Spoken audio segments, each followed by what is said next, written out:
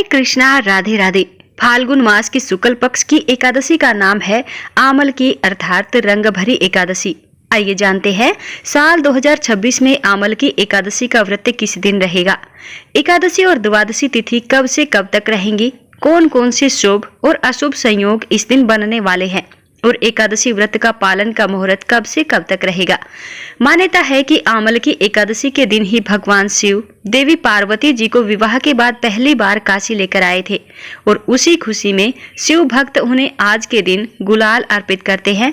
इस दिन भगवान शिव और देवी पार्वती जी को गुलाल अर्पित किया जाता है और भक्त खुशी के साथ इस दिन अबीर गुलाल उड़ाते हैं, इसीलिए इसे रंग भरी एकादशी भी कहते हैं और इसी दिन से होली की औपचारिक शुरुआत भी मानी जाती है।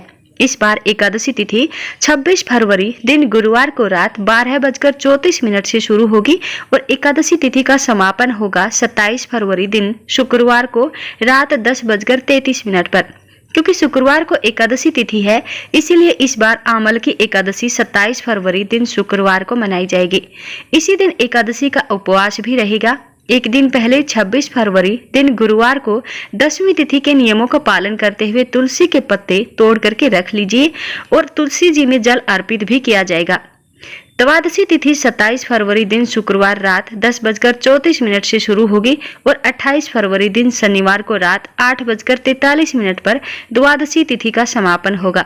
27 फरवरी को इस बार आयुष्मान योग शाम 7:43 तक रहेगा। इसके बाद में सौभाग्य योग प्रारंभ होगा और आद्रा नक्षत्र 10:48 तक रहेगा। इसके बाद में पुनर्वसु नक्षत्र प्रारंभ होगा। वहीं राहु काल सुबह 10:30 से दोपहर 12 बजे तक रहेगा और द्वादशी तिथि के दिन यानी 28 फरवरी दिन शनिवार को पुनर्वसु नक्षत्र सुबह 9:34 तक रहेगा।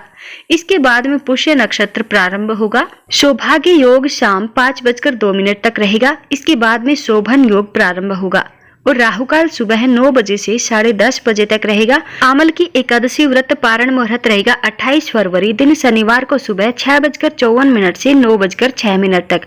तो इसी मुहूर्त में आपको व्रत का पारण करना होगा।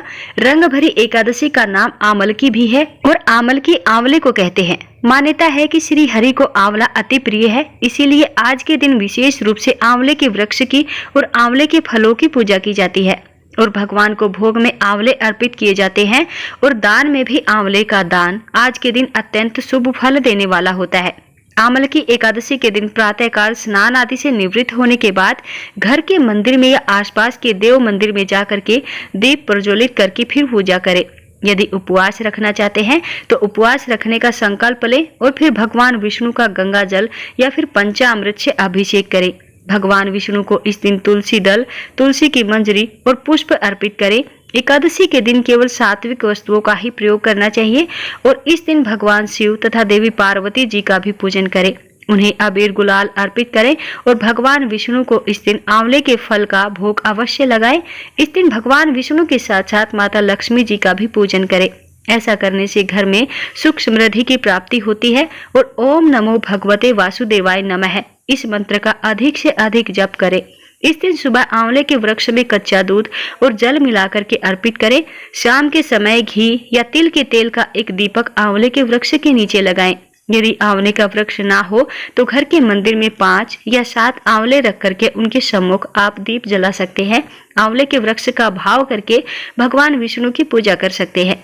भगवान विष्णु आंवले के वृक्ष में वास करते हैं और इस दिन आंवले के वृक्ष का पूजन करने से भक्तों को सभी प्रकार के पापों से मुक्ति मिल करके अंत में मोक्ष की प्राप्ति भी होती है।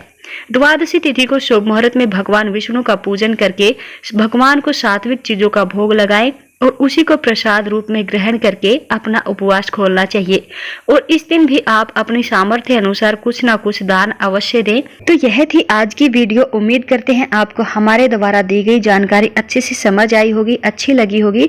वीडियो अच्छी लगी हो तो वीडियो को लाइक करें और शेयर जरूर करें।